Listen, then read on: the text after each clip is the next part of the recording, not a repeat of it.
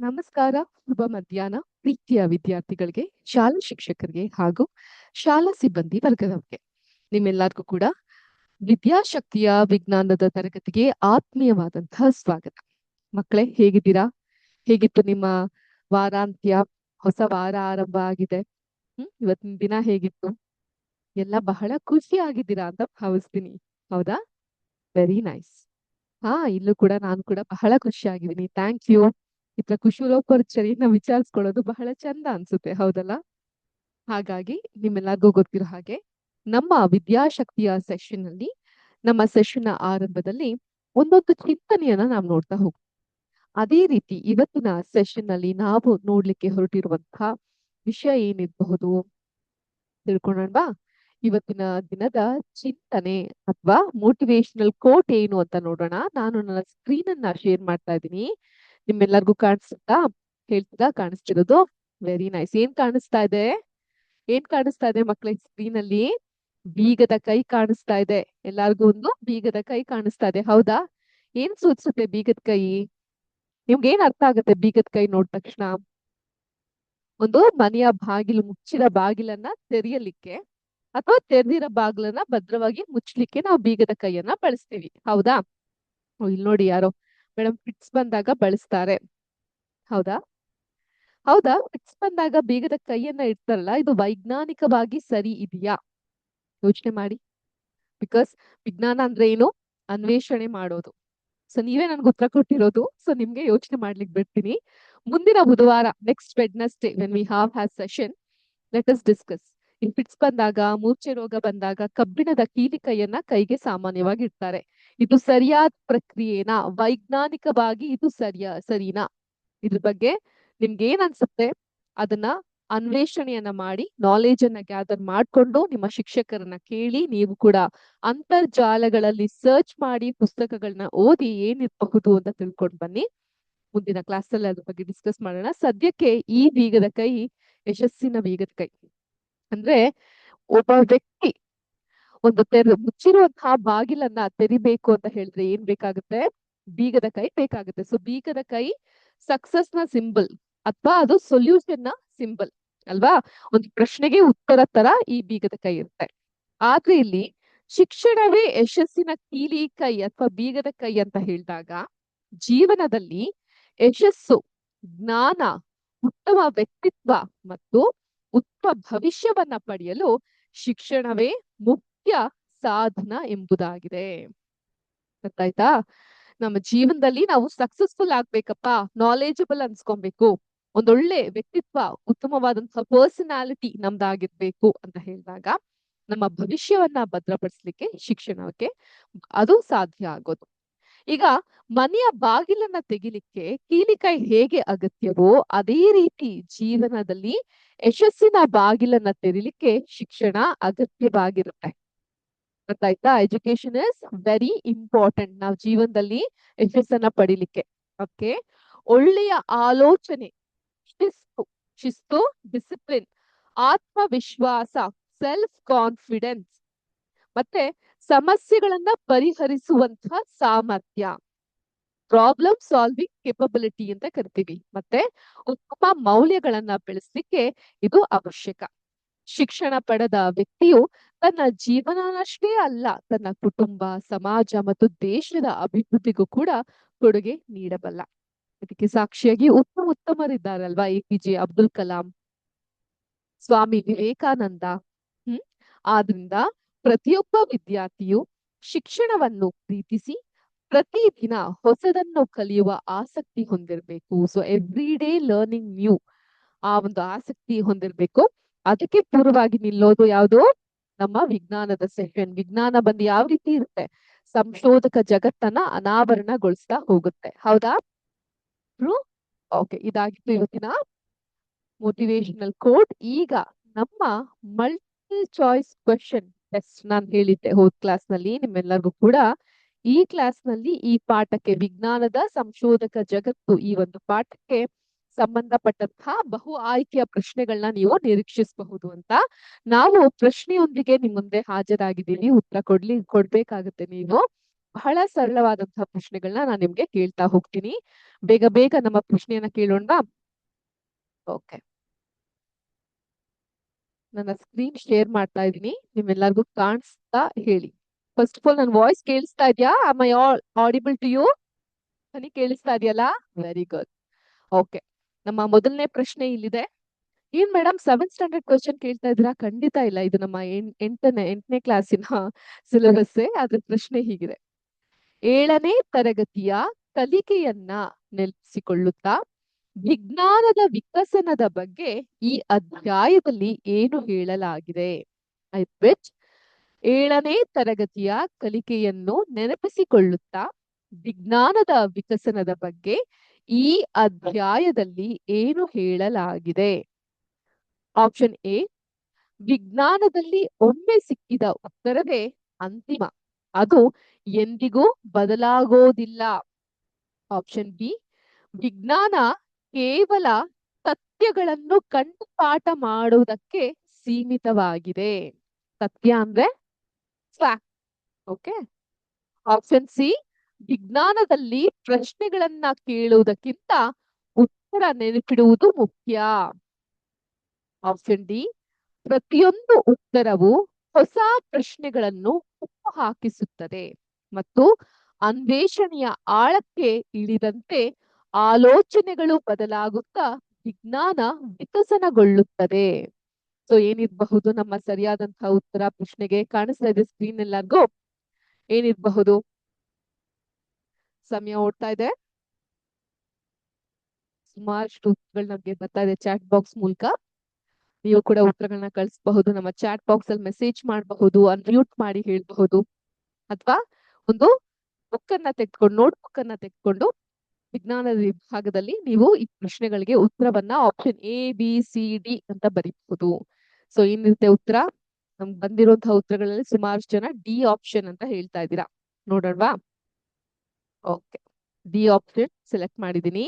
Next,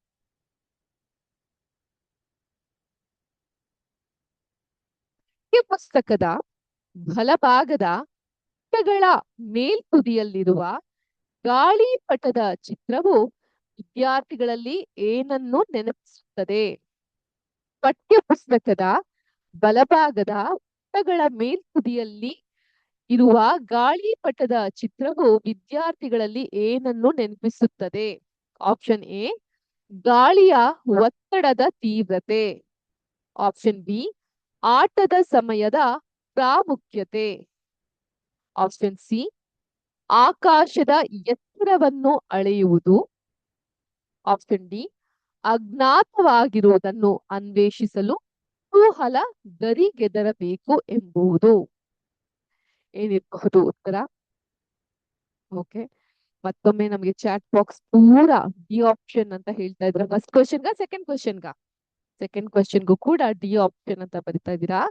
confuse ಆಗಬಹುದು ನಮ್ಗೆ, ಹಾಗಾಗಿ ನೀವು ಈ ರೀತಿ ಬರೀ: first question D option, second question D option, ಈ ರೀತಿ ಬರಿತಾ ಹೋಗಿ. ಚಾಟ್ ಬಾಕ್ಸ್ ಅಲ್ಲೂ ಇದೇ ರೀತಿಲಿ ಹಾಕ್ತಾ ಹೋಗಿ, ನಮ್ಗೆ ಆನ್ಸರ್ನ ಹೇಳಲಿಕ್ಕೆ ಈಸಿ ಆಗುತ್ತೆ. ನೀವು ಕೊಟ್ಟಿರೋ ಆನ್ಸರ್ನ ಹೇಳಲಿಕ್ಕೆ ಈಸಿ ಆಗುತ್ತೆ. ಓಕೆ, ನೆಕ್ಸ್ಟ್ ಪ್ರಶ್ನೆಗೆ ಹೋಗಬಹುದಾ? ಅನುಮತಿ ಇದೆಯಾ? ಬೇರೆ ಏನಾದ್ರು ಉತ್ತರ ಚೇಂಜ್ ಮಾಡ್ಲಿಕ್ಕಿದ್ದೀರಾ? ಇಲ್ಲ. Can I move? Okay, thank you. Next, puri ಯಾರ್ಯಾರಿಗೆಲ್ಲ ಇಷ್ಟ? ಪೂರಿಯನ್ನ ಕರಿಯುವಾಗ ಎಣ್ಣೆಯ ತಾಪಮಾನ ಬಿಸಿ, ಕುದಿಯುವ ಬಿಸಿ ಪರಿಣಾಮವನ್ನ ಮಾತ್ರ ಪರೀಕ್ಷಿಸಬೇಕಾದ್ರೆ ನಾವು ಯಾವ ಅಂಶವನ್ನ ಅಥವಾ ಅಂಶಗಳನ್ನು ಸ್ಥಿರವಾಗಿ ಇಡಬೇಕು? ಸ್ಥಿರವಾಗಿ, ಫಿಕ್ಸ್ಡ್ ಆಗಿರ್ಬೇಕು, ಸ್ಟೇಬಲ್ ಆಗಿ ಇರ್ಬೇಕು. ಯಾವ್ದ್ಯಾವ್ದು ನೋಡೋಣ. ಆಪ್ಷನ್ ಎ, ಏಕರೂಪದ ದಪ್ಪದ ಹಿಟ್ಟಿನ ಉರುಟುಗಳು ಮತ್ತು ಅವನ್ನು ಎಣ್ಣೆಯಲ್ಲಿ ಬಿಡುವ ವಿಧಾನ.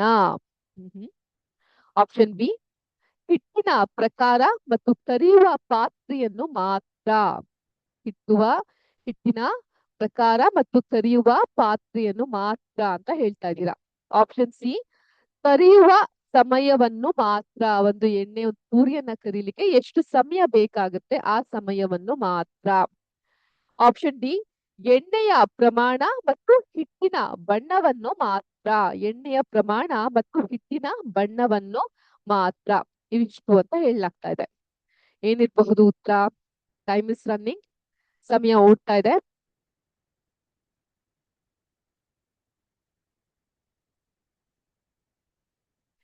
Option A, B, C, D ಏನಿರಬಹುದು ಉತ್ತರ? ಯೋಚನೆ ಮಾಡಿ ಉತ್ತರವನ್ನ ಹೇಳಿ.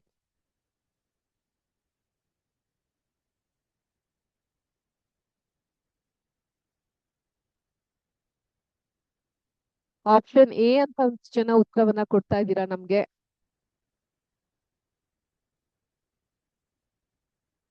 ಆಪ್ಷನ್ ಬಿ, ಸಿ, ಡಿ, ಓ ಮೈ ಗಾಡ್, ಸುಮಾರಷ್ಟು ಉತ್ತರಗಳು ಬರ್ತಾ ಇದೆ. ಓಕೆ, ಎ ಅಂತ ಸುಮಾರು ಜನ ಉತ್ತರ ಕೊಡ್ತಾ ಇದ್ರೆ ಕನ್ಫ್ಯೂಷನ್ ಇದೆ.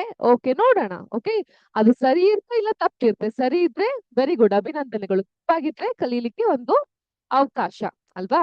ನೆಕ್ಸ್ಟ್, ಪಠ್ಯ ಪುಸ್ತಕದ ಎಡಭಾಗದ ಪುಟಗಳ ಕೆಳಭಾಗದಲ್ಲಿ ಇರುವ ಬೇರಿನ ಚಿತ್ರವು ಏನನ್ನು ಪ್ರತಿಬಿಂಬಿಸುತ್ತದೆ? ನನ್ನ ಧ್ವನಿ ಕೇಳ್ತಾ ಇದೆಯಲ್ಲ ನಿಮ್ಮೆಲ್ಲರಿಗೂ? Can you all listen to my voice? Yes. Okay, ಪಠ್ಯ ಪುಸ್ತಕದ ಎಡಭಾಗದ ಪುಟಗಳ ಕೆಳಭಾಗದಲ್ಲಿ ಇರುವ ಬೇರಿನ ಚಿತ್ರವು ಏನನ್ನು ಪ್ರತಿಬಿಂಬಿಸುತ್ತದೆ? ಆಪ್ಷನ್ ಎ, ಕೇವಲ ಸಸ್ಯಗಳ ಬೆಳವಣಿಗೆಯ ಹಂತಗಳು. ಆಪ್ಷನ್ ಬಿ, ಪರಿಸರ ಸಂಪ್ರದಾಯಗಳು ಹಾಗೂ ಸಾಂಸ್ಕೃತಿಕ ಮತ್ತು ನೈಸರ್ಗಿಕ ಪರಂಪರೆಯ ಜ್ಞಾನದ ತಳಹದಿ. ಆಪ್ಷನ್ ಸಿ, ಆಧುನಿಕ ಪ್ರಯೋಗಾಲಯದ ನಿಯಮಗಳು. ಆಪ್ಷನ್ ಡಿ, ಕೇವಲ ಮಣ್ಣಿನ ಫಲವತ್ತತೆ ಫರ್ಟಿಲಿಟಿ. ಓಕೆ, ಏನಿರಬಹುದು ಉತ್ತರ? What could be the answer? Time ಓಡ್ತಾ ಇದೆ. Time is running.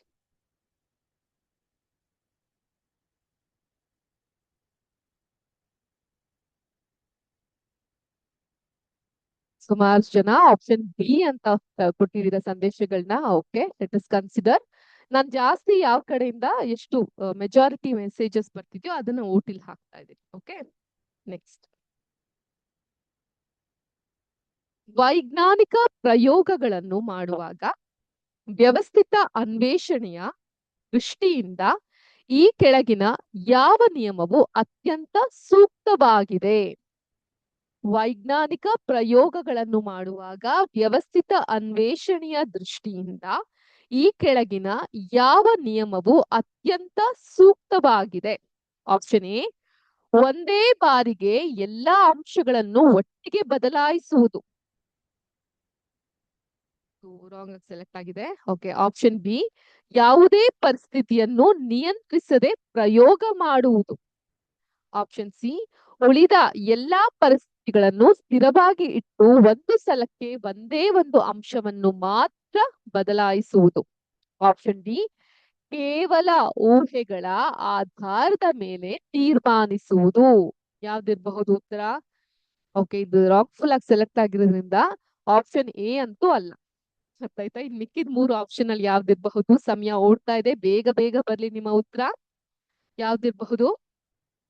ಓಕೆ, ಸುಮಾರು ಜನ ಆಪ್ಷನ್ ಸಿ ಮೇಡಮ್ ಅಂತ ಹೇಳ್ತಾ ಇದ್ದೀರಾ. ಲೆಟ್ಸ್ ಚೆಕ್, ನೋಡೋಣ ಅದ್ ಸರಿಯಾದ ಉತ್ತರನ ಇಲ್ವಾ ಅಂತ. ಮತ್ತೆ ಪೂರಿಗೆ ಬಂದೀಗ. ಪೂರಿ ಕರಿಯುವ ಪ್ರಯೋಗಾಲಯದಲ್ಲಿ ನಾವು ಬದಲಾಯಿಸಬಹುದಾದ ಅಥವಾ ನಿಯಂತ್ರಿಸಬಹುದಾದ ಅಂಶಗಳನ್ನು, ಉದಾಹರಣೆಗೆ ಹಿಟ್ಟಿನ ದಪ್ಪ ಮತ್ತೆ ಹಿಟ್ಟಿನ ಬುಡ, ಏನೆಂದು ಕರೆಯಬಹುದು ಅದನ್ನ? ಆಪ್ಷನ್ ಎ, ನಿಯಂತ್ರಿಸಬಹುದಾದ ಅಥವಾ ಬದಲಾಯಿಸಬಹುದಾದ ವಿಷಯಗಳು.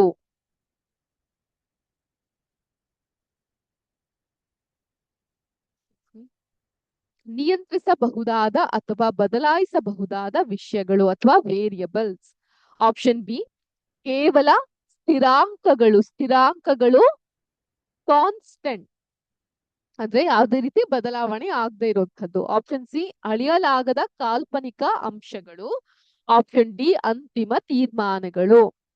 ಮೇಡಮ್ ಅವರೇ, ಯಾವ ಆಪ್ಷನ್ ತುಂಬಾ ದೊಡ್ಡದಾಗಿರುತ್ತೋ ನಾವು ಅದನ್ನೇ ಸೆಲೆಕ್ಟ್ ಮಾಡ್ತೀವಿ. ಹೌದಾ? ನೀವ್ ಆ ರೀತಿ ಸೆಲೆಕ್ಟ್ ಮಾಡ್ತಿದ್ದೀರಾ? ಇಲ್ಲ, ಪ್ರಶ್ನೆಗಳಿಗೆ ಉತ್ತರವನ್ನ ಇದಿರಬಹುದು ಅಂತ ಯೋಚನೆ ಮಾಡಿ ಸೆಲೆಕ್ಟ್ ಮಾಡ್ತಾ ಇದ್ದೀರಲ್ಲ. ಸೊ ಯಾವ್ದಿರಬಹುದು ಉತ್ತರ? Which could be the answer? Option A ಅಂತ ನಮಗೆ ಸುಮಾರಷ್ಟು ಜನ ಚಾಟ್ ನಲ್ಲಿ ತಿಳಿಸಿದ್ದಾರೆ. Let us see. ಮುಂದಿನ ಪ್ರಶ್ನೆ.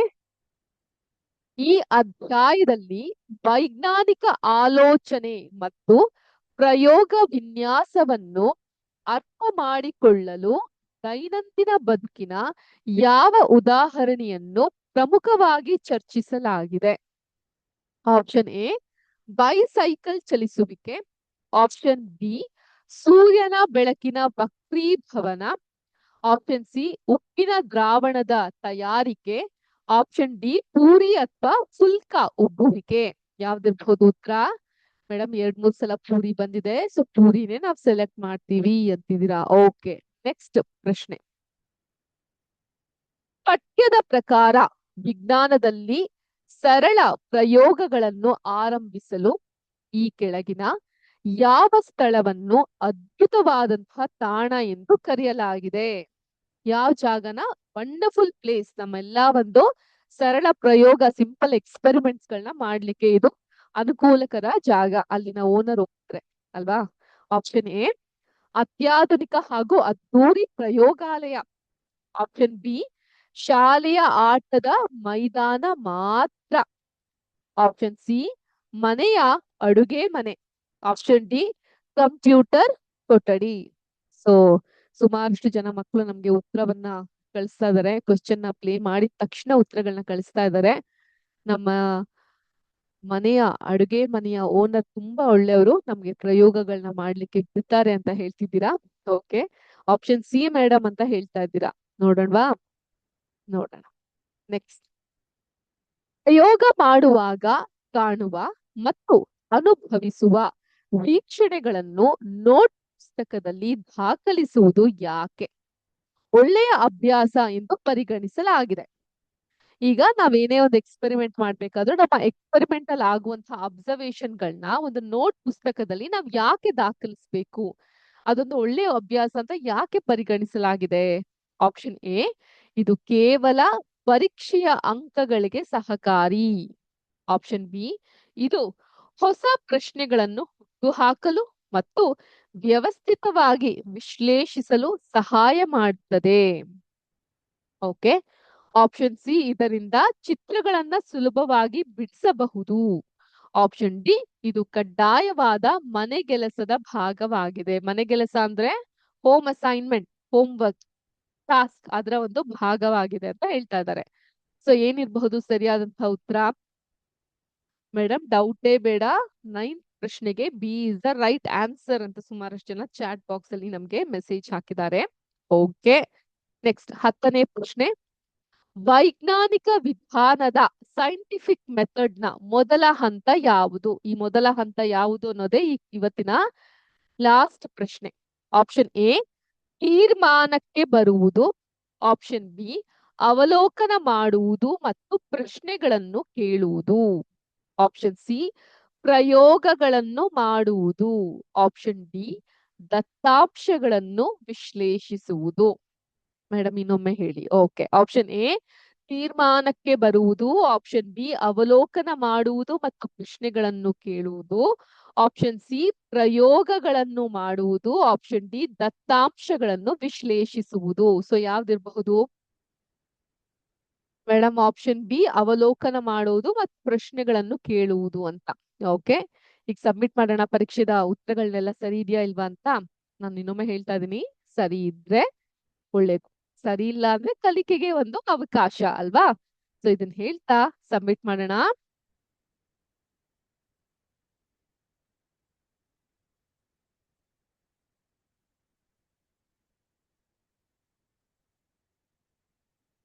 ಈ ಒಂದು ಪ್ರಶ್ನೆಗಳಿಗೆ ಉತ್ತರ ನಾವೇನೇನ್ ಕೊಟ್ಟಿದೀವಿ, ಮೊದಲನೇ ಪ್ರಶ್ನೆ ಉತ್ತರ ಕರೆಕ್ಟ್ ಇದೆ.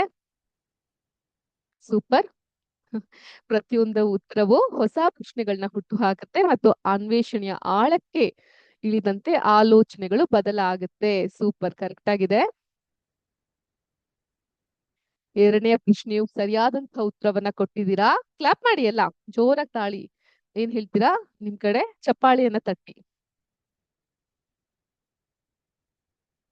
4ನೇ ಪ್ರಶ್ನೆ ಕೂಡ ಕರೆಕ್ಟ್ ಆಗಿದೆ.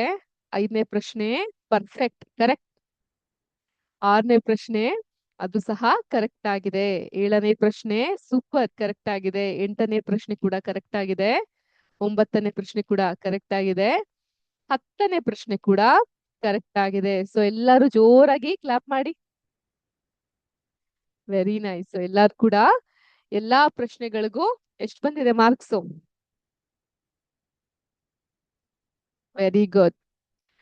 ಸೊ ಇದು ಇವತ್ತಿನ ಸೆಷನ್ ಅಲ್ಲಿ ವಿಜ್ಞಾನದ ಸಂಶೋಧಕ ಜಗತ್ತು ಅನ್ವೇಷಿಸುವುದು ಈ ಒಂದು ಪಾಠಕ್ಕೆ ಸಂಬಂಧಪಟ್ಟಂತೆ ನಡೆದಂತಹ ಮಲ್ಟಿಪಲ್ ಚಾಯ್ಸ್ ಕ್ವೆಶನ್ ಟೆಸ್ಟ್. ಎಲ್ಲಾರು ಉತ್ತಮ ರೀತಿಯಲ್ಲಿ ಟೆಸ್ಟ್ ಅಲ್ಲಿ ಸ್ಕೋರ್ ಮಾಡಿದೀರಾ. ಈಗ ಇಲ್ಲಿಗೆ ನಮ್ಮ ಮೊದಲನೇ ಪಾಠ ಮುಗಿತಾ? ಇಲ್ಲ, ನಾನು ಲಾಸ್ಟ್ ಕ್ಲಾಸ್ ನಲ್ಲಿ ನಿಮ್ಗೆ ಏನೋ ಒಂದು ಪ್ರಾಮಿಸ್ ಮಾಡಿದ್ನಲ್ಲ, ಏನು? ಇಲ್ಲೇನೋ ಬರ್ದಿದೆ ಬೋರ್ಡ್ ಮೇಲೆ, ಘನ, ದ್ರವ, ಅನಿಲ. ನೆನ್ಪಿದ್ಯಾ? ನೆನ್ಪಾಗ್ತಾ ಇದ್ಯಾ? ಹಾ, ಅದ್ರ ಬಗ್ಗೆ ಒಂದಿಷ್ಟು ಮಾತಾಡ್ಬಿಡೋಣ, ಒಂದಿಷ್ಟು ತಿಳ್ಕೊಂಡ್ಬಿಡೋಣ. ಆ ನಂತರ ನಮ್ಮ ನೆಕ್ಸ್ಟ್ ಚಾಪ್ಟರ್ ಏನಿದೆ ಆ ಚಾಪ್ಟರ್ಗೆ ಹಾರ್ಬಿಡೋಣ. ಹಾಗೆ ಅರ್ಥ ಆಯ್ತಾ? ಈಗ ಹೇಳಿ, ನಾನು ಅದಕ್ಕಿಂತ ಮುಂಚೆ ಒಂದಿಷ್ಟು ವಸ್ತುಗಳನ್ನ ನಿಮ್ಗೆ ತೋರಿಸ್ತೀನಿ. ಓಕೆ, ಎಲ್ಲ ರಿಲ್ಯಾಕ್ಸ್ ಆಗಿ. ಟೆಸ್ಟ್ ಆಯ್ತಲ್ಲ, ರಿಲ್ಯಾಕ್ಸ್. ಒಂದು ಪ್ರಾಣಾಯಾಮ ಮಾಡ್ಬಿಡಿ. ಓಕೆ, ಈಗ ಏನ್ ಮಕ್ಳೇ ಇದು? ಪೆನ್ಸಿಲ್. ಪೆನ್ಸಿಲ್ ಹೌದಾ? ಇದು ಘನನ, ದ್ರವನ, ಅನಿಲನ? ಘನ. ಯಾಕೆ ಘನ? ಅಂತದೇನಿದೆ ಇದ್ರಲ್ಲಿ? ಇದಕ್ಕೆ ಒಂದು ಶೇಪ್ ಅನ್ನೋದು ಇದೆ, ಹೌದಾ? ನಾನು ಇವತ್ತು ಪೆನ್ಸಿಲ್ ಅನ್ನ ಹೀಗೆ ಹಿಡಿದು, ಹೀಗೆ ಗಟ್ಟಿ ಇದೆ, ಅದನ್ನ ಮುರಿಬಹುದು. ನಾನು ಸ್ವಲ್ಪ ಇದಕ್ಕೆ ಪ್ರೆಷರ್ ಹಾಕಿದ್ರೆ, ಒತ್ತಡವನ್ನ ಹಾಕಿದ್ರೆ ಮುರಿಬಹುದು. ಓಕೆ, ಆದ್ರೆ ಒಂದಿಷ್ಟು ಪೆನ್ಸಿಲ್ಗಳನ್ನ ರಾಶಿಯನ್ನ ತಂದು ಹೀಗಿಟ್ಟು ಅದ್ರ ಮೇಲೆ ಬಲ ಪ್ರಯೋಗ ಮಾಡಿದಾಗ ಕಷ್ಟ ಸಾಧ್ಯ ಅಲ್ವಾ ಮುರಿಲಿಕ್ಕೆ? ಆದ್ರಿಂದ ಘನವಸ್ತುಗಳಿಗೆ ನಿರ್ದಿಷ್ಟವಾದಂತಹ ಒಂದು ಆಕಾರ ಅನ್ನೋದಿರುತ್ತೆ. They all will have a shape. ಅರ್ಥ ಆಯ್ತಾ? ಆದ್ರಿಂದ ಅದಕ್ಕೆ ಆಕಾರ ಮತ್ತೆ ಗಾತ್ರ, ಇಷ್ಟು ಭಾರ, ವಾಲ್ಯೂಮ್ ಅನ್ನೋದು ಈ ಘನವಸ್ತುಗಳಲ್ಲಿ ನಾವು ಕಾಣ್ತಾ ಹೋಗಬಹುದು. ಓಕೆ, ಹಾಗೆ ಇವು ಎಲ್ಲೇ ಇಟ್ರು ಅವುಗಳ ಆಕಾರ ಬದಲಾಗೋದಿಲ್ಲ. ಇಲ್ಲಿಟ್ರು ಅದ್ರ ಆಕಾರ ಹೀಗೆ, ಹೀಗಿಟ್ರು ಅದ್ರ ಆಕಾರ ಅದೇ ರೀತಿ. ಅದ್ರ ಆಕಾರ ಅನ್ನೋದು ಬದಲಾಗುವುದಿಲ್ಲ. ಜೊತೆಗೆ ಇದು ಅತ್ತ ಚಲಿಸಲು ಜಾಗ ಇರುವುದಿಲ್ಲ. ಯಾಕಂದ್ರೆ ಇದ್ರ ಒಳಗಡೆ ಇರುವಂತಹ ಒಂದು ಮಾಲಿಕ್ಯೂಲ್ಸ್ ಏನಿರುತ್ತೆ, ಕಣಗಳೇನಿರುತ್ತೆ, ಅದು ಅತ್ತ ಇತ್ತ ಚಲಿಸ್ಲಿಕ್ಕೆ ಜಾಗ ಅನ್ನೋದು ಇರುವುದಿಲ್ಲ. ಗಟ್ಟಿಯಾಗಿ ಕಂಬೈಂಡ್ ಆಗಿ ಇರುತ್ತೆ. ಹಾಗಾಗಿ ಇವುಗಳೇನಾಗುತ್ತೆ, ಈ ಕಲ್ಲಾಗಿರ್ಬಹುದು, ಪೆನ್ಸಿಲ್ ಆಗಿರ್ಬಹುದು, ಅಥವಾ ಒಂದು ಬಾಕ್ಸ್ ಇದೆ, ಇಲ್ಲಿ ಕಾಣಿಸ್ತಾ ಇದೆಯಾ ಬಾಕ್ಸ್? ಚೆನ್ನಾಗಿದೆ ಅಲ್ಲ? ಈ ಬಾಕ್ಸ್ ಕೂಡ ಘನವಸ್ತುವಿಗೆ ಇರುವಂತ ಉದಾಹರಣೆ. ಇದನ್ನ ಇಲ್ಲಿಟ್ರು ಕೂಡ ಚಲಿಸೋದಿಲ್ಲ, ಇಲ್ಲೇ ಇರುತ್ತೆ. ಮತ್ತೆ ಅದಕ್ಕೊಂದು ನಿರ್ದಿಷ್ಟವಾದಂತಹ ಆಕಾರ ಇರುತ್ತೆ, ಒಂದು ಗಾತ್ರ ಸಹ ಇರುತ್ತೆ. ಇದು ಯಾವ್ದಕ್ಕೆ ಉದಾಹರಣೆ? ಘನವಸ್ತುವಿಗೆ ಉದಾಹರಣೆ. It is an example of solid. ಜೊತೆಗೆ ನಿಮ್ಮ ಜಿಯಾಮೆಟ್ರಿಯಲ್ಲೂ ಕೂಡ ಈ ಆಕಾರಗಳ ಬಗ್ಗೆ ನೀವು ತಿಳ್ಕೊಂತಾ ಹೋಗಬಹುದು. ಓಕೆ, ಸೊ ಇದು ಘನವಸ್ತುವಿಗೆ ಇರುವಂತಹ ಉದಾಹರಣೆ. ಈಗ ಕಾಣಿಸ್ತಾ ಇದೆಯಾ? ಏನ್ ಕಾಣಿಸ್ತಾ ಇದೆ? ಈಗ ಏನ್ ಕಾಣಿಸ್ತಾ ಇದೆ? ಒಂದು ನೀರಿನ ಬಾಟಲಿ ಕಾಣಿಸ್ತಾ ಇದೆ. ನಾನ್ ಘನವಸ್ತುವಿನ ಬಗ್ಗೆ ಮಾತಾಡ್ತಾ ಇದ್ದೆ. ಕಲ್ಲು, ಪುಸ್ತಕ, ಪೆನ್ಸಿಲ್ಲು, ಟೇಬಲ್ಲು, ಐಸ್ ಗಡ್ಡೆ, ಇವೆಲ್ಲ ಕೂಡ ಘನವಸ್ತುವಿಗೆ ಇರುವಂತಹ ಉದಾಹರಣೆಗಳು. ರೈಟ್? ಅದ್ರಲ್ಲೂ ಈಗ ಒಂದು ಪೆನ್ಸಿಲ್ ಅಂತ ಹೇಳಿದಾಗ ಅದ್ ಜೇಬ್ನಲ್ಲಿಟ್ರು, ಕೈಯಲ್ಲಿ ಹಿಡಿದ್ರು ಅದ್ರ ಆಕಾರ ಬದಲಾಗಲ್ಲ. ಅದ್ರ ಆಕಾರ ಇದ್ದಂಗೆ ಇರುತ್ತೆ. ಆದ್ರೆ ಈ ವಸ್ತು ಹಾಗೇನಾ? ಏನ್ ವಸ್ತು ಇದು? ಏನಂತ ಕರಿತೀವಿ ನಾವ್ ಇದಕ್ಕೆ? ದ್ರವ ಅಥವಾ ಲಿಕ್ವಿಡ್ ಅಂತ ಕರಿತೀವಿ. ಈ ದ್ರವ ವಸ್ತುಗಳು ಏನಾಗುತ್ತೆ, ಇದಕ್ಕೆ ಯಾವುದೇ ನಿರ್ದಿಷ್ಟ ಆಕಾರ ಅನ್ನೋದು ಇಲ್ಲಿ ಇರೋದಿಲ್ಲ. ಈ ಬಾಟಲ್ ನಲ್ಲಿ ಇದೆ, ಈಗ ಬಾಟಲಿಯ ಆಕಾರವನ್ನ ಪಡ್ಕೊಳ್ಳುತ್ತೆ. ನಾನೀಗ ಇದನ್ನ ಒಂದು ಲೋಟಕ್ಕೆ ಟ್ರಾನ್ಸ್ಫರ್ ಮಾಡ್ತೀನಿ.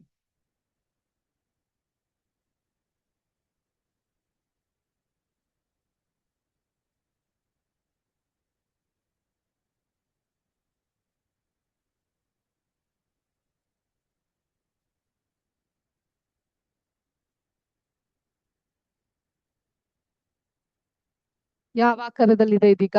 ಲೋಟದ ಆಕಾರದಲ್ಲಿ ಇದೆ. ಕಾಣಿಸ್ತಾ ಇದೆ ನಿಮ್ಗೆ? ಒಂದು ಗ್ಲಾಸ್ ನ ಆಕಾರದಲ್ಲಿ ಇದೆ. ಓಕೆ, ಇದನ್ನ ಒಂದು ಕಪ್ಗೆ ನಾನು ಟ್ರಾನ್ಸ್ಫರ್ ಮಾಡ್ತೀನಿ. ಯಾವ ಆಕಾರದಲ್ಲಿ ಇದೀಗ? ಇದು ಒಂದು ಬಟ್ಟಲಿನ ಆಕಾರದಲ್ಲಿ ನಾವು ಇದನ್ನ ಕಾಣಬಹುದು ಅಲ್ವಾ? ನೀವು ಯಾವ ವಸ್ತುವಿನಲ್ಲಿ ಇಟ್ರು ಆ ಒಂದು ವಸ್ತುವಿನ ಆಕಾರದಲ್ಲಿ ನಾವ್ ಇದನ್ನ ಕಾಣ್ಲಿಕ್ಕೆ ಸಾಧ್ಯ. ಹಾಗೂ ಈ ಕೆಲವೊಂದು ಹನಿಗಳೆಲ್ಲ ಕೆಳಗಡೆ ಚೆಲ್ಲಿದಾವಿಲ್ಲಿ. ಹೌದಾ? ಸೊ ಆದ್ರಿಂದ ಈ ದ್ರವ ವಸ್ತುಗಳಿಗೆ ನಿರ್ದಿಷ್ಟವಾದಂತಹ ಆಕಾರ ಅನ್ನೋದಿರೋದಿಲ್ಲ, ಶೇಪ್ ಇರೋದಿಲ್ಲ. ಅನ್ಲೈಕ್ ಸಾಲಿಡ್ ಒಂದು ಶೇಪ್ ಇರುತ್ತೆ, ಈ ಲಿಕ್ವಿಡ್ ಅಥವಾ ದ್ರವ ವಸ್ತುಗಳಿಗೆ ಯಾವುದೇ ರೀತಿಯಾದಂತಹ ಆಕಾರ ಇರೋದಿಲ್ಲ, ಆದ್ರೆ ಗಾತ್ರ ಇರುತ್ತೆ. ಗಾತ್ರ ಮಾತ್ರ ಹೇಳ್ಬಹುದು. 1 ಲೀಟರ್ ನೀರ್ ಬಾಟ್ಲಿ ಕೊಡಿ, 1/2 ಲೀಟರ್ ಮೊಸರು ತಗೋ ಬನ್ನಿ, ಆಯ್ತಾ, 1/4 ಲೀಟರ್ ಎಣ್ಣೆ ಪ್ಯಾಕೆಟ್ ಅನ್ನ ತಗೋ ಬನ್ನಿ ಅಂತ ಹೇಳ್ತೀವಿ. ಆದ್ರಿಂದ ಏನಿರುತ್ತೆ, ಅದಕ್ಕೆ ಒಂದು ಗಾತ್ರ ಇರುತ್ತೆ. ಮತ್ತೆ ಇವುಗಳನ್ನ ಯಾವ ಪಾತ್ರೆಗೆ ಹಾಕ್ತಿವೋ, ಸೊ ಯಾವ ಪಾತ್ರೆಗಳಿಗೆ ನಾವು ಹಾಕ್ತಾ ಹೋಗ್ತೀವೋ ಆ ಪಾತ್ರೆಯ ಆಕಾರವನ್ನ ಅದು ಪಡ್ಕೊಳ್ಳುತ್ತಾ ಹೋಗುತ್ತೆ. So it gets into the shape. ಬಾಟಲ್ಗೆ ಹಾಕಿದ್ರೆ ಬಾಟಲ್ ಆಕಾರ, ಗ್ಲಾಸ್ಗೆ ಹಾಕಿದ್ರೆ ಗ್ಲಾಸ್ ಆಕಾರ, ಬಟ್ಲಿಗೆ ಹಾಕಿದ್ರೆ ಬಟ್ಲಿನ ಆಕಾರ. ಆ ರೀತಿ ಅದಕ್ಕೆ ಅದರ ಒಂದು ಆಕಾರವನ್ನ ಪಡ್ಕೊಳ್ತಾ ಹೋಗುತ್ತೆ. ಮತ್ತೆ ಇದು ಸುಲಭವಾಗಿ ಹರಿಯುತ್ತೆ. ನಾ ಆಗ್ಲೇ ತೋರಿಸ್ದೆ, ಇಲ್ಲಿ ಗಮನಿಸಿ, ಕೆಲವೊಂದಿಷ್ಟು ಹನಿಗಳು ನೆಲಕ್ಕೆ ಅಲ್ಲ ಅಂದ್ರೆ ಬೋರ್ಡ್ ಮೇಲೆ ಜಾರಿದಾವೆ. ನಾನ್ ಬೇಕಂದ್ರೆ ನಿಮ್ಗೆ ಅದನ್ನ ಮಾರ್ಕ್ ಮಾಡಿ ನಾನು ತೋರಿಸಬಹುದು.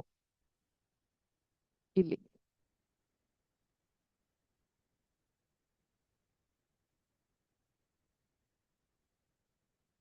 ಏನಾಗಿದೆ, ಇಲ್ಲೆಲ್ಲ ಕಾಣಬಹುದು ನಿಮ್ಗೆ ನೀರಿನ ಹನಿಗಳು. ಅಂದ್ರೆ ಅದು ಸುಲಭವಾಗಿ ಹರಿದು ಹೋಗುತ್ತೆ. ಈಗ ಒಂದು ಘನವಸ್ತು ನಾನು ಇಲ್ಲಿ ಹಾಕಿದಾಗ ಅದು ಹರಿದು ಹೋಗಲ್ಲ, ಅದು ಅಲ್ಲೇ ಇರುತ್ತೆ. ಆದ್ರೆ ಈ ಒಂದು ಲಿಕ್ವಿಡ್ ಐಟಮ್ ಅಥವಾ ದ್ರವ ವಸ್ತುಗಳು ನಾವೇನಾದ್ರೂ ಹಾಕಿದಾಗ ಅದು ಹರಿದು ಹೋಗುತ್ತೆ. ಯಾಕಂದ್ರೆ ಇವುಗಳ ಒಳಗಡೆ ಇರುವಂತಹ ಕಣಗಳು, ಮಾಲಿಕ್ಯೂಲ್ಸ್ ಇದೆಯಲ್ಲ, ಅದು ಅತ್ತಿತ್ತ ಸುಲಭವಾಗಿ ಚಲಿಸಬಹುದು. ಆ ಕಾರಣದಿಂದ ನೀರು, ಹಾಲು, ಜ್ಯೂಸ್, ಕೊಬ್ಬರಿ ಎಣ್ಣೆ ಇವೆಲ್ಲವೂ ಕೂಡ ಸುಲಭವಾಗಿ ಹರಿದು ಹೋಗುತ್ತೆ. ಒಂದು ಲೋಟದ ನೀರನ್ನ ತಟ್ಟೆಗೆ ಸುರಿದ್ರೆ ಏನಾಗುತ್ತೆ, ನೀರು ಆಕಾರಕ್ಕೆ ಹರಿದು ಹೋಗುತ್ತೆ. ಓಕೆ, ಸೊ ಇದಿಷ್ಟು ನೀರಿನ ಬಗ್ಗೆ ಅಥವಾ ದ್ರವದ ಬಗ್ಗೆ ನಾವು ಕೊಟ್ಟಂತ ಮಾಹಿತಿ ಆಗಿದೆ. ಈಗ ಘನ ಆಯ್ತು, ದ್ರವ ಆಯ್ತು, ಅನಿಲ. ಅನಿಲ ಅಂತ ಹೇಗ್ ಮೇಡಮ್ ತೋರಿಸ್ತೀರಾ? ನೋಡೋಣವಾ? ಮೇಡಮ್ ಹತ್ರ ಐಡಿಯಾ ಇದೆ ಅನಿಲನ ತೋರಿಸ್ಲಿಕ್ಕೆ ನಿಮ್ಗೆ. ಏನಿದು? ಏನ್ ಮಕ್ಳೇ ಅದು ಗೊತ್ತಿದ್ಯಾ? Very good. ಬಲೂನ್ ಒಳಗಡೆ ಗಾಳಿ ಊದ್ಲಿಕ್ಕೆ ನಾವ್ ಇದನ್ನ ಬಳಸ್ತೀವಿ ಅಲ್ವಾ? ಹ ಈಗ ನನ್ನ ಹತ್ರ ಒಂದು ಬಲೂನ್ ಇದೆ. ಈ ಬಲೂನ್ ಒಳಗೆ ಇದನ್ನ ನಾನು ಹೀಗೆ ಹಾಕಿ, ನನ್ನ ವಾಯ್ಸ್ ಕೇಳಿಸ್ತಾ ಇದೆ ಅಲ್ಲ? ಓಕೆ, ನಾನು ಈ ರೀತಿ ಇದ್ರೊಳಗಡೆ ಏನು ಇಲ್ಲ, ಖಾಲಿ ಇದೆ ಅಲ್ವಾ? ಬರೀ ಗಾಳಿನ ತುಂಬಿಸೋದು. ಹೀಗ್ ಮಾಡಿದಾಗ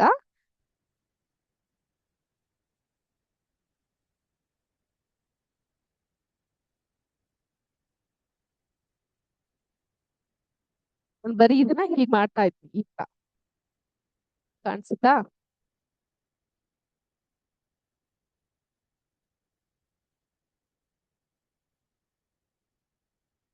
ಇದು ಉಪ್ತಾ ಇರೋದನ್ನ ಕಾಣಬಹುದು ನೀವು. ಏನ್ ನೆನಪಾಗ್ತಾ ಇದೆ? ಪೂರಿ. ಪೂರಿ ನೆನಪಾಗುತ್ತೆ. ಓಕೆ, ನಿಂಬೆ ಹಣ್ಣು ನೆನಪಾಗ್ತದೆ. ಸೂಪರ್.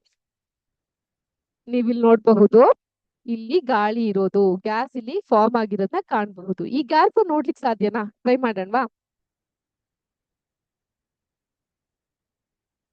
ಎಲ್ಲೋಯ್ತು ಗ್ಯಾಸ್? ಕಾಣ್ತಾ ಇಲ್ಲ.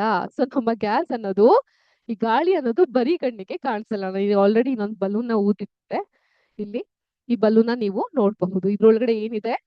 ಏನಿದೆ ಮಕ್ಳೇ? ಹತ್ತಿಚ್ಚ ಅಂತ ಇದೆ, ಅನಿಲ ಇದೆ. ಈ ಅನಿಲ ಅನ್ನೋದು ಬರೀ ಕಣ್ಣಿಗೆ ಕಾಣೋದಿಲ್ಲ ಅಲ್ವಾ? ಇದರಲ್ಲಿ ಈ ಕಣಗಳೇನಿರುತ್ತೆ ಅದು ತುಂಬಾ ದೂರ ದೂರ ಇರುತ್ತೆ. ಈ ಆಮ್ಲಜನಕ, ಆಕ್ಸಿಜನ್, ನೀರಿನ ಆವಿ, ಸ್ಟೀಮ್, ಅಡುಗೆ ಅನಿಲ, LPG, ಲಿಕ್ವಿಡ್ ಪೆಟ್ರೋಲಿಯಂ ಗ್ಯಾಸ್ ಅಂತ ಕರಿತೀವಿ. ಅವೆಲ್ಲವೂ ಕೂಡ ಅನಿಲಗಳಿಗೆ ಇರುವಂತಹ ಉದಾಹರಣೆ. ಅನಿಲ ವಸ್ತುಗಳಿಗೆ ನಿರ್ದಿಷ್ಟ ಆಕಾರ ಇರೋದಿಲ್ಲ, ನಿರ್ದಿಷ್ಟ ಗಾತ್ರನೂ ಇರೋದಿಲ್ಲ. ತಿಳಿತಾ ನಿಮ್ಮೆಲ್ಲರಿಗೂ? ಆದ್ರಿಂದ ಅನಿಲಗಳು ನಮ್ಮ ಕಣ್ಣಿಗೆ ಕಾಣ್ಲಿಕ್ಕೆ ಸಾಧ್ಯ ಇರೋದಿಲ್ಲ. ಆದ್ರೆ ನಮ್ಮ ಅನುಭವಕ್ಕೆ ನೀವು ಈ ರೀತಿ ಬಲೂನ್ ಅನ್ನ ಮನೆಗೆ ಹೋಗಿ ಊದಿದ ನಂತರ ಅದನ್ನ ಕೈ ಮೇಲೆ ನೀವು ಬಿಟ್ಟಾಗ ಅದರ ಒಂದು ಅನುಭವ ಕೈಗೆ ಆಗೋಂಥದ್ದು, ಗಾಳಿಯ ಅನುಭವ ನಮ್ಮ ಕೈಗೆ ಆಗೋದಿರುತ್ತೆ. ಇದನ್ನ ನೀವು ಮನೇಲಿ ಟೆಸ್ಟ್ ಮಾಡಬಹುದು. ಇದು ಅನಿಲಕ್ಕೆ ಇದ್ದಂತಹ ಉದಾಹರಣೆ ಆಗಿದೆ. ತಿಳಿತಾ? ಇದು ಇವತ್ತಿನ ವಿಜ್ಞಾನದ ಸೆಷನ್ ಆಗಿತ್ತು. ನಿಮ್ಮೆಲ್ಲರಿಗೂ ಇಂಟ್ರೆಸ್ಟಿಂಗ್ ಆಗಿ ಅನ್ಸ್ತಾ? ಎಸ್. ಇದೇ ರೀತಿ ನಮ್ಮ ವಿಜ್ಞಾನದಲ್ಲಿ ಹಲವಾರು ಸಂಶೋಧನೆಗಳನ್ನ ನೀವು ಮನೇಲೇ ಮಾಡಬಹುದು. ಎಲ್ಲಿ ಮಾಡ್ತೀರಾ? ವೆರಿ ಗುಡ್, ಅಡುಗೆ ಮನೇಲೆ ಮಾಡ್ತಾ ಹೋಗಬಹುದು. ನಿಮ್ಮ ಸಂಶೋಧನೆಗಳು ಆದಷ್ಟು ಜವಾಬ್ದಾರಿಯುತವಾಗಿರ್ಲಿ, ಸೇಫ್ಟಿ ಪ್ರಿಕಾಷನ್ಸ್ ಗಳನ್ನ ತೆಕ್ಕೊಂಡು ಹೊಸ ಹೊಸ ಅನ್ವೇಷಣೆಗಳನ್ನ ಮಾಡ್ತಾ ಹೋಗಿ ನಿಮ್ಮ ಜೊತೆಗೆ ನಾವು ಇರ್ತೀವಿ ಅಂತ ಹೇಳ್ತಾ ಮುಂದಿನ ಕ್ಲಾಸ್ ಬುಧವಾರ ಅಲ್ವಾ, ಮುಂದಿನ ಬುಧವಾರ ಹೊಸ ಚಾಪ್ಟರ್ 2 ಕಾಣಿಸುತ್ತಾ ನಿಮ್ ಕಣ್ಣಿಗೆ? ಇದು ಕಾಣಿಸುತ್ತಾ? ಇದು ಇದು ಇದು ಸ್ವಲ್ಪ ಚಿಕ್ಕದಾಗಿ ಕಾಣುತ್ತಲ್ವಾ? ಇದು ಕಾಣಿಸ್ತಿಲ್ಲ, ಇಲ್ಲೇನೋ ಇದೆ ಕಾಣಿಸ್ತಾ ಇಲ್ಲ. ನಮ್ಮ ಕಣ್ಣಿಗೆ ಕಾಣಿಸದೇ ಇರುವಂತಹ ಸೂಕ್ಷ್ಮ ಜೀವಿಗಳ ಕುರಿತು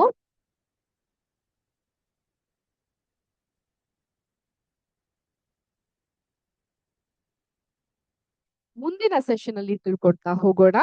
ಅದೇ ರೀತಿ ಕ್ಲಾಸ್ ನಲ್ಲಿ ನಾನೊಂದು ಟಾಸ್ಕ್ ಕೊಟ್ಟಿದ್ದೆ ನಿಮ್ಮೆಲ್ಲರಿಗೂ, ನೆನ್ಪಿದ್ಯಾ? ಯಾವ್ದಾದ್ರು ವ್ಯಕ್ತಿಗೆ ಮೂರ್ಛೆ ರೋಗ ಅಥವಾ ಫಿಟ್ಸ್ ಬಂದಾಗ ನಾವು ಕಬ್ಬಿಣದ ಕೀಲಿಕೈನ ಅವ್ರ ಕೈ ಮೇಲೆ ಇಡ್ತೀವಿ. ಯಾಕೆ ಇಡ್ತೀವಿ? ಇದು ನಿಜವಾಗ್ಲೂ ವೈಜ್ಞಾನಿಕವಾಗಿ ಸರಿನಾ? ಅದ್ರ ಬಗ್ಗೆ ಯೋಚನೆ ಮಾಡ್ಕೊ ಬನ್ನಿ. ನೆಕ್ಸ್ಟ್ ಕ್ಲಾಸ್ ಅಲ್ಲಿ ಭೇಟಿಯಾದಾಗ ಉತ್ತರ ಕೊಡೋಣ ಅಂತ ಹೇಳ್ತಾ ಈಗ ಮುಂಬರುವ ಶಿಕ್ಷಕರನ್ನ ಸ್ವಾಗತಿಸ್ತಾ ಸದ್ಯಕ್ಕೆ ನಾನು ವಿದಾಯವನ್ನ ಹೇಳ್ತಾ ಇದ್ದೀನಿ. ಎಲ್ಲಾರ್ಗೂ ಶುಭ ದಿನ. ಜೈ ಹಿಂದ್, ಜೈ ಕರ್ನಾಟಕ ಮಾತೆ, ಜೈ ವಿದ್ಯಾಶಕ್ತಿ. ನಮಸ್ಕಾರ.